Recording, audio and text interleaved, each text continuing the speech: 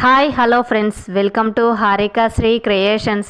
మన మగ్గం వర్క్ 45 డేస్లో ఈరోజు డే 20 చూద్దాం. డే 19లో స్ప్రింగ్ అనేది ఎలా కుట్టామో చూసాం కదా. ఆ స్ప్రింగ్ తోటి ఈరోజు స్టోన్స్ చుట్టూ ఎలా కుట్టాలో చూద్దాం.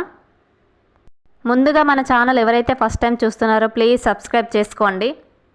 ఈరోజు స్ప్రింగ్ అనేది కుందన్ చుట్టూ ఎంత ఈజీగా అంటే అంత ఈజీగా కుట్టుకోవడం నేర్చుకుందాం.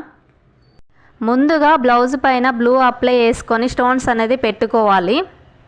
తర్వాత స్ప్రింగ్ అనేది చిన్న చిన్నగా కట్ చేసుకొని కాటన్ థ్రెడ్ తీసుకొని ఒక్కొక్కటిగా కుందన్ చుట్టూ కుట్టుకుంటూ వెళ్ళాలి. స్ప్రింగ్ అనేది పర్ఫెక్ట్గా నేర్చుకోండి. పర్ఫెక్ట్గా వచ్చింది అనుకున్న తర్వాతనే ఇలా కుందన్ చుట్టూ కుట్టుకుంటూ రావాలి. అప్పుడే మగ్గం వర్క్ అనేది వస్తుంది, లేదంటే స్ప్రింగ్ కుట్టడం రాదు.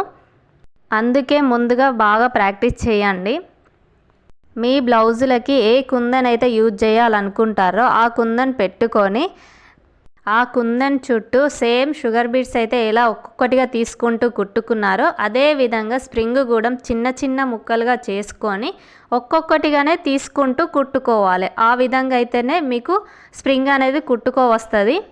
ఇప్పుడు నేను కుట్టేది డ్రాప్ షేప్ కుందను, అది ఫ్లవర్ లాగా ఇట్లా పెట్టుకోవాలి. పెట్టుకున్న తర్వాత ఒక్కొక్క స్టోన్ చుట్టూ కుట్టుకుంటూ రావాలి.